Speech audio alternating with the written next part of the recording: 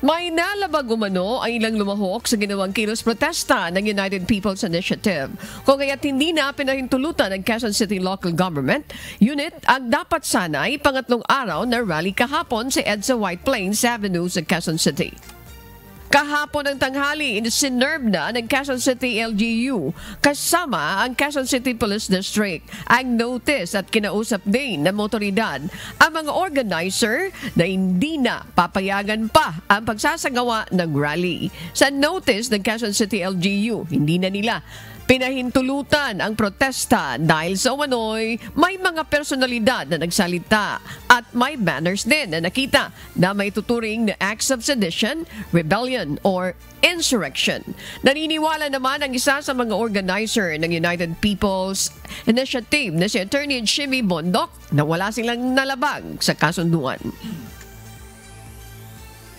Kakausapin natin yung organizer kung pwedeng mag-dismantle na sila ng mga stage para madaanan po to kasi meron ding community rito na tumatawag din, no?